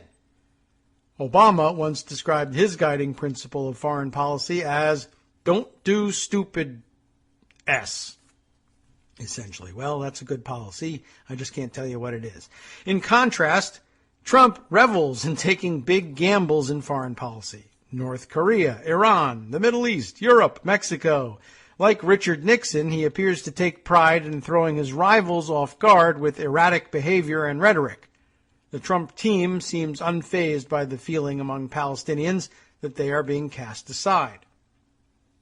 It was an important strategic decision by the president to take this on in his first year, the senior Trump administration official told me. He and other officials believe that if the Palestinians alienate Trump now, then they risk 3 to 7 years of bad relations with a critical aid donor. The 2 million residents of Gaza live in particularly dismal conditions.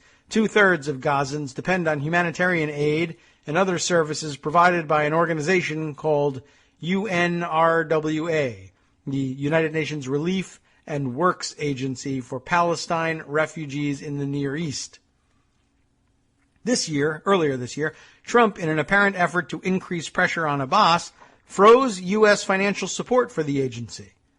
UN officials have repeatedly warned that they could be forced to shutter the territory's schools or even curtail food aid. Nevertheless, Kushner seems to conclude that the UN agency was bluffing. In a recent email to Greenblatt, Friedman, and other officials, Kushner wrote, UNRWA has been threatening us for 6 months that if they don't get a check, they will close schools. Nothing has happened. In the same email, Kushner boasted, we have made some big moves and everyone in the region is on their toes, which is where they need to be for real change. Our goal can't be to keep things stable and as they are. Our goal has to be to make things significantly better, all caps in that, and with an exclamation point. Sometimes you have to strategically risk breaking things in order to get there. Wow, what a lot of buzzwords. That's so fun. The Palestinian leadership had been suffering long before Trump came into office. Divided, exhausted, and deeply distrustful of the Netanyahu government, the Palestinians knew they were no longer a center of world attention. During the transition, Saeb Erekat, a Palestinian negotiator who had worked on the Oslo Accords, traveled to Washington for meetings with members of the outgoing administration. Susan Rice asked him if he had any contacts on the Trump transition team. He said that he did not. You're here and you're not going to meet with any of them? Rice asked, according to Erekat.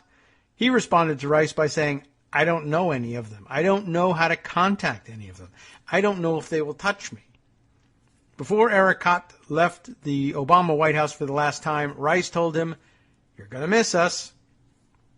I think they probably knew that. One of the few people in Trump's circle who argued for engaging seriously with the Palestinians was Ronald Lauder, a wealthy businessman and the head of the World Jewish Congress. After the inauguration, Trump met with Lauder and mentioned that he wanted to call Mahmoud Abbas to see if he wanted a deal. I think he's going to be somebody who you can work with, Lauder told Trump.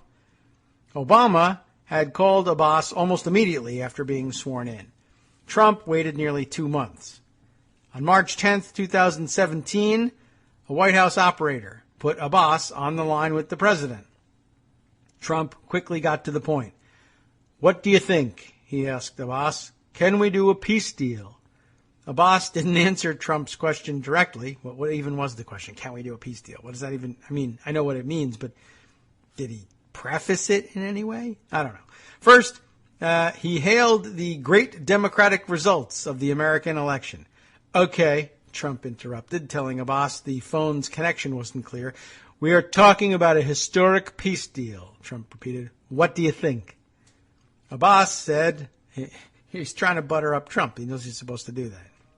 Okay, Abbas said, we believe that through negotiations we can achieve peace with the Israelis, adding that he was ready to talk to Mr. Netanyahu in order to start negotiations. Oh, that's very good, Trump said. Trump then took Abbas and his close advisors by surprise. Do you think Bibi wants to make a deal? Trump asked. What is your opinion? The question astonished Abbas. No American president had ever asked him to assess the intentions of an Israeli prime minister. That's actually not a bad question at all. Trump repeated the question. Abbas responded cautiously, he's the prime minister of Israel. We don't have any other option. Trump concurred. You don't have an option. Then Trump told Abbas there was an opportunity for a deal because of me. Well, there goes the sensibility part of it. Okay. Describing himself as a neutral party, just the greatest one ever in the history of anything. Trump promised to give it my 100% efforts, fall asleep and go play some golf, and predicted it's going to happen. Abbas seemed swayed by Trump's salesmanship, or at least he decided that it was best to sound encouraged. "We count on you, Mr. President," Abbas said. "We believe you can do it." He's shaking his head on the phone, right? The next challenge facing Abbas was a meeting with Trump on May 3rd, 2017, in the Oval Office. The meeting took a contentious turn when Trump asked about the Palestinian Authority's practice of giving money to the families of prisoners in Israeli jails and the families of terrorists. According to Eric Kott, Abbas told the Americans that the Palestinians had been engaged in a long conflict with Israel and that we take care of the families of the martyrs. After the meeting, Trump hosted a lunch for Abbas, but Bannon refused to attend. He told me he wouldn't, quote, eat with someone with innocent Jewish blood on his hands, because Bannon wanted that blood on his own hands and was jealous of Abbas, most likely. He's a big supporter of the Jews, Bannon is. Later that month, Trump, after his trip to Riyadh, called on Netanyahu in Jerusalem. There, the prime minister showed him a video with excerpts of speeches by Abbas in which, according to the Israeli government's translations, he incited violence. Soon afterward, Trump traveled to Bethlehem and confronted Abbas about the video, suggesting that he was trying to trick the new administration into thinking he was committed to peace, U.S. officials said. The Palestinians accused Netanyahu of obstructing the peace process, prompting Trump to change the subject.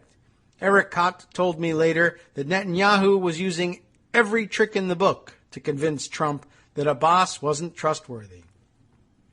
Kushner's encounters with Eric Kott were especially combative.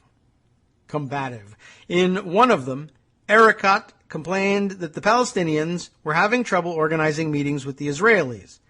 Kushner explained, "We told them they shouldn't meet with you now." Eric Kott said that didn't make any sense. "It's much better for us to meet with the Israelis. You're not going to make peace for us." Kushner held his ground. "You think all of a sudden you're going to meet at your house and have tea and you'll be able to agree on something you haven't been able to agree on for 25 years? Kushner said. He felt that the Palestinians were giving him a history lesson on every single issue. He told them, "That's all in the past. Show me what you think is an outcome that you can live with." Eric Kott was furious. He characterized the Trump team's treatment of him as, "If I don't take 30 cents on the dollar now, I'll get 15 cents next year." Well, that is their approach. That's their approach to everything. You're right. In one exchange, Eric Kott told Kushner that he felt like he was dealing with real estate agents instead of White House officials. And he is. Kushner responded by saying, "Saeb, you haven't made peace with politicians. Maybe you need a real estate agent." Doi. Maybe you need whatever the hell I am. Sure, maybe. Based on what? I am that thing. That's what. Eric Kott had another contentious meeting with Kushner at the end of November 2017, in which he warned him that if Trump recognized Jerusalem as the capital of Israel, you will have disqualified yourself from playing any role in the peace process. Kushner replied, "We're a sovereign nation. Don't threaten us." No, you aren't, but okay, I get you. Eric Kott said he was simply telling him that you are destroying the two-state solution. Trump's last phone conversation with Abbas took place just before the announcement of his decision to move the U.S. Embassy from Tel Aviv to Jerusalem. The phone connection to Abbas kept dropping, frustrating Trump, who knew that Abbas would be upset when he heard what he had to say. Finally, the operator told Trump that Abbas was on the line. Trump told Abbas that he was keeping his campaign promise to move the embassy. Trump then launched into an impromptu monologue. One former aide described it as heartfelt. Sure, why not? Trump told Abbas that he was committed to getting the Palestinians the best possible deal and that Israel would make real concessions that he would be happy with if he stayed engaged. He added that Abbas would get a better deal under his administration than under Obama's, a line he repeated more than once. Trump finished his monologue after about 15 minutes and then paused to let Abbas respond. All he heard was silence. Exasperated, Trump asked the operator what was going on. The connection with Abbas had dropped, the operator told Trump. How long was Abbas on the call? Trump asked. The operator said she didn't know and asked the president if he wanted him to try to connect the call again. Trump said he might try later. I don't know whether that's horrific or hilarious or both or what. On December 6th, Trump announced his decision to move the embassy. While previous presidents have made this a major campaign promise, they failed to deliver, he said. Today, I am delivering. Abbas soon pulled out of the talks. The public reaction from Arab capitals was noticeably mild. Still, Gulf Arab leaders privately told Kushner that the decision was counterproductive. Before the Jerusalem decision, Arab leaders had told Kushner that they were prepared to pressure Abbas to accept whatever Trump offered the Palestinians, a senior Arab official said. After the decision, they told Kushner that they would no longer be able to pressure Abbas to accept the American plan because of popular opposition. Remarkably, MBS met with Jewish American organizations in New York in March and criticized Abbas for rejecting offers of peace. In the last several decades, he said, the Palestinian leadership has missed one opportunity after the other and rejected all the peace proposals it was given. It is about time the Palestinians take the proposals and agree to come to the negotiations table or shut up and stop complaining. Trump secretly reached out to Abbas at least one more time. On January 17th, the New York Post published a column by Michael Goodwin, a Trump partisan, with the headline, Abbas's Jew Hatred Exposed. The column described a speech in which Abbas had made comments disparaging Jewish history. It featured a photograph of Abbas waving two clenched fists. On a copy of the article, Trump wrote a note in large black script, Mahmoud, wow, this is the real you? He signed it, Best wishes, Donald Trump. Some of his aides argued that it would be undiplomatic to send the message. Kushner loved it. That was the president being the president, he told aides. Well, that was Donald Trump being Donald Trump. I don't think he was being president, but okay. The White House sent Trump's message to Donald Blome, the consul general in Jerusalem, who had it delivered to Abbas at his headquarters in Ramallah. Kushner told aides that Trump was challenging Abbas, saying, in effect, I want to know, are you a great leader or are you a terrorist? You show me, it's your choice. When Abbas and his aides received the message, they laughed and interpreted it as charitably as they could. Goodwin's column was hostile to Abbas, but Trump's use of Abbas's first name and the phrase best wishes indicated, Erekat said, that Trump was trying to draw Abbas into a conversation. Abbas asked Erekat to tell Blome to relay his official response to Trump's message. No, that's not the real me. But Abbas did himself no favors when, at a meeting of the Palestinian National Council in late April in Ramallah, he declared that Ashkenazi Jews came not from the biblical Holy Lands, but from the Turkic Empire of Khazaria, and that the Nazi slaughter of European Jews was the result not of anti-Semitism, but of their financial activities, usury and banking and such. Netanyahu blasted Abbas, tweeting that he was guilty of repeating the most contemptible anti-Semitic canards. Jason Greenblatt, the Middle East envoy, agreed, saying, peace cannot be built on this kind of foundation. In 1993, the year of the Oslo Accords, Shimon Peres published a book called The New Middle East. Writing at a moment of high optimism, Peres foresaw a region that would transcend its intractable feuds and establish a kind of European community in the desert. This was before the wars in Iraq, Syria, and Yemen, before the collapse of Israeli-Palestinian negotiations, before the failure of the Arab Spring, before the conflict between Sunni and Shia, I don't know about that, but okay, between the Gulf states and Iran had deepened. The Israeli government and its most fervent supporters in the United States expected Donald Trump to deliver a new Middle East.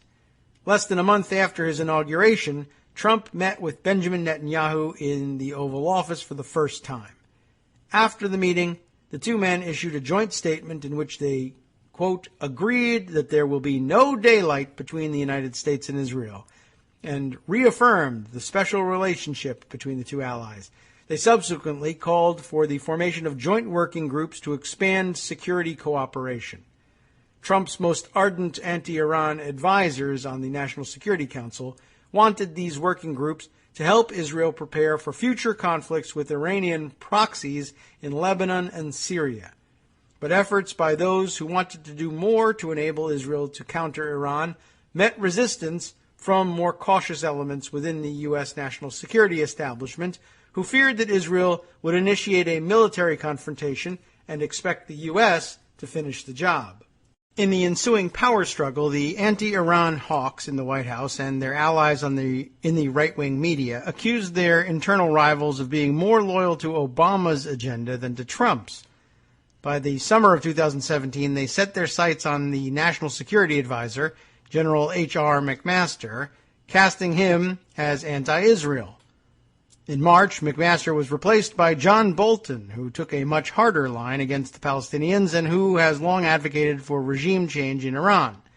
Shaul Mofaz, a former Israeli defense minister, recalled that when Bolton was ambassador to the United Nations, he had, quote, tried to convince me that Israel needs to attack Iran.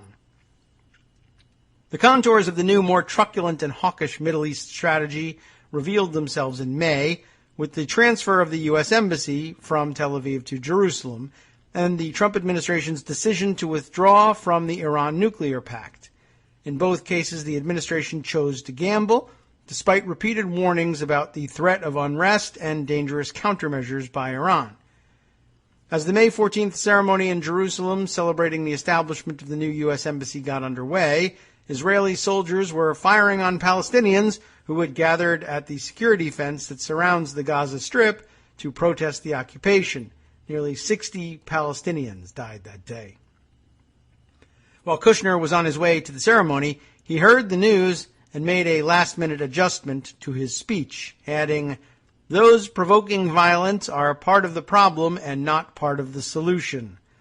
When Netanyahu addressed the gathering, he flattered President Trump for his courage and willingness to keep his promises and said that he had made history. "It's a great day for peace," Netanyahu said.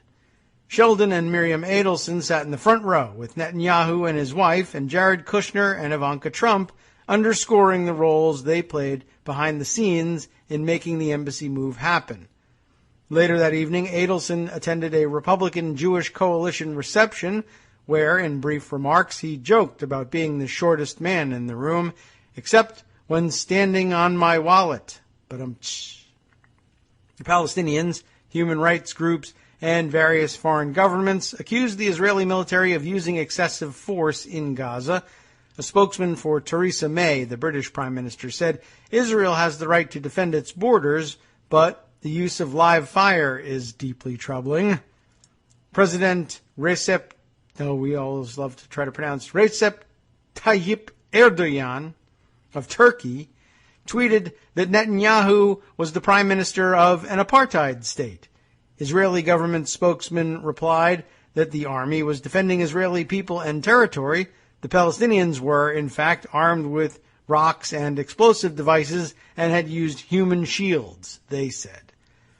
In 2014, when Israeli forces accidentally shelled a United Nations school in the Gaza Strip, killing more than 10 Palestinian civilians, the State Department's spokeswoman, Jen Psaki, issued a blunt statement saying that the United States was appalled by the disgraceful Israeli attack.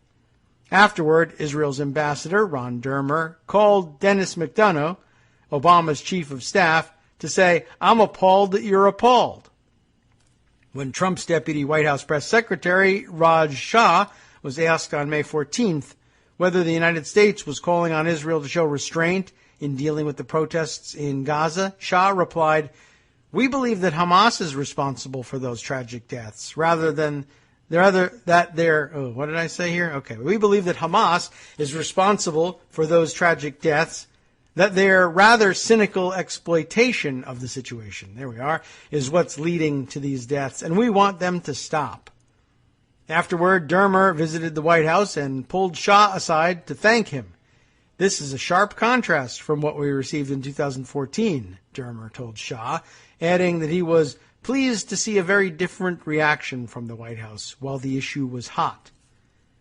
Later the same day, in an event in Washington marking the 70th anniversary of Israel's independence, the Israeli embassy released a commemorative book honoring Americans who have strengthened Israel and its alliance with the United States. The Israelis planned to honor only one American president in the book, Harry Truman, who recognized the Jewish state in 1948, but Dermer decided to add a second president to the list, Donald Trump. The entry praised his bold decision to recognize Jerusalem as Israel's capital. Dermer sent copies to the White House so that Trump could see his name alongside Truman's and Albert Einstein's. No Jimmy Carter. In response to the violence in Gaza, the Gulf states issued ritual denunciations and support for the Palestinians, but Israeli officials regarded the language as unmistakably bland, similar to their reactions to the Jerusalem decision. That their emphasis had shifted away from the Palestinians and to the specter of a confrontation with Iran was obvious. Netanyahu had long supported moving the U.S. Embassy to Jerusalem, but, in contrast to the Adelsons, he didn't make it a priority. Netanyahu's main request of Trump was the reversal of Obama-era policies concerning Iran. Like MBZ and MBS, he wanted Trump to pivot from what he saw as a policy of containment, accommodation, and restraint to one that aims to roll back Iran's military capabilities and regional ambitions. Trump announced the American withdrawal from the nuclear deal on May 8th, a few days before the Jerusalem embassy ceremony. Dermer said it was his single best day as Israel's ambassador to the United States. We were on cruise control, heading over a cliff, and Trump has now turned the wheel, Dermer told me. Kushner agreed with Dermer that Obama had strengthened Iran at the expense of relations with Israel and the Gulf states, and left office no closer to bringing about an Arab-Israeli peace. If we're going to take on Iran, we want to do it all together, Kushner recently told aides. Bolton and his hawkish advisors have started talks with Israeli financial and intelligence experts aimed at reimposing economic sanctions on Iran. Netanyahu suggested in private meetings with current and former U.S. officials that Iran's government was more vulnerable than it appeared. He argued for increased pressure that could lead it to collapse. Iran is in conflict with us. Iran is in conflict with the United States. Iran is in conflict with just about all the Arab states in the Middle East, Netanyahu said in an interview with Fox News in mid-May. I think we should unite together under President Trump's leadership to kick Iran out of Syria. Mike Pompeo, in his first major address as Secretary of State, echoed Netanyahu's demands and suggested that the Iranian people should reject the clerical government in Tehran. Kushner intends to release a Middle East peace plan in the coming months. I have my doubts about that. His message to the Palestinians is, if you want to work with us, work with us. If you don't want to work with us, we're not going to chase after you. Netanyahu, who was never enthusiastic about Trump's talk of reaching the ultimate deal, knows that the plan, in order to pass muster with Kushner's Gulf Arab partners, will have to ask Israel to make concessions and not look like something concocted by the Central Committee of Likud. If Kushner's plan fails to offer the Palestinians a capital in East Jerusalem and gives Israel sovereignty over the old city, Arab leaders may have no choice but to reject it. A senior administration official said only that the plan will focus on how you make the lives of the Israeli and Palestinian people much better, and described it as fair. Netanyahu's assumption is that Abbas, who has been counting for decades on a full-fledged final settlement and a state, will reject Kushner's meliorist blueprints. That would put the onus on MBZ, MBS, and the other Arab leaders to decide whether to follow Abbas's lead or chart a different course. Netanyahu hopes that Gulf Arab leaders will not disapprove of the new American offer and opt instead to deepen cooperation against Iran and other enemies. Toward the end of the Obama administration, one of Abbas's top aides told a U.S. official that our worst nightmare would be for Netanyahu to find a way to divide the Gulf states from the Palestinians. Bibi's greatest dream and Abbas's worst nightmare could be coming true, the former U.S. official told me. Recently, cooperation among Israel and the Gulf states has expanded into the Sinai Peninsula, where MBZ has deployed Emirati forces to train and assist Egyptian troops who have been fighting militants with help from Israeli military aircraft and intelligence agencies. UAE forces have, on occasion, conducted counterterrorism missions in Sinai. Although Netanyahu would like to make these new relationships more public, he doesn't want to put MBZ and MBS at risk. Eventually, Netanyahu hopes that those leaders will take steps to recognize Israel, a moment that the Palestinians, especially in their current state, would be loath to see. The Palestinians seem to be the likely losers in the new Middle East, or the new Middle East as they put it. As a senior Arab official said of the strategic alliance, with or without a peace plan, it's happening. A senior Trump advisor said, Iran is the reason why all this is happening. And that is the conclusion of this extraordinarily long article, which has been, I think, pretty revealing and pretty instructive in terms of trying to figure out what might be going on inside the empty heads inside the White House and where that puts us in vis-a-vis, let's say, both MBS and MBZ. They're both kind of mysteries that we need to figure out. And, well, I guess to some extent so are the empty heads in the White House. Very interesting. Let's see if it clears things up for us going forward. All right, time now for us to wrap things up on our first experimental podcast. I hope we didn't bore you to death with single subject materials. And, we didn't get to as many stories as we sometimes like to have as part of our daily routine. And, of course, we are without Greg Dworkin and his roundup in the mornings. And so, we always have to stretch. This is sort of like the Tuesday, Friday exercise that we do usually on the show. I thought fascinating stuff, absolutely necessary for background as the Middle East continues to fall apart in various ways. But I think we learned a lot, some of which will, eventually be proven to be, if not entirely untrue, then at least somewhat accurate. But I think a pretty good picture, a pretty good peek inside the minds of some of the major actors. And there is more to come, by the way. More about some of the major actors in the Middle East. This is not the end of the subject it's the end of today's podcast, but it's not the end of the subject for this week. And, if you've been a long time listener to the show, you know that we'll be returning to this subject and others along the way. And we're never going to shake loose from Trump Russia, Brexit Russia, Trump Brexit, and all of those entanglements either. So there will be more. From Daily Kos Radio I promise. On netrootsradio.com. You have been listening to the Kagro in the Morning Show with David Waldman. Thanks for bearing with us, and of course, we have no idea whether Justice Putnam will actually be following this show up, but we assume so, because he's rather a stalwart of our Netroots Radio lineup. But do stay tuned. No matter what plays next on Netroots Radio, you will always learn something new and something you didn't learn here, believe it or not. We'll see you next time.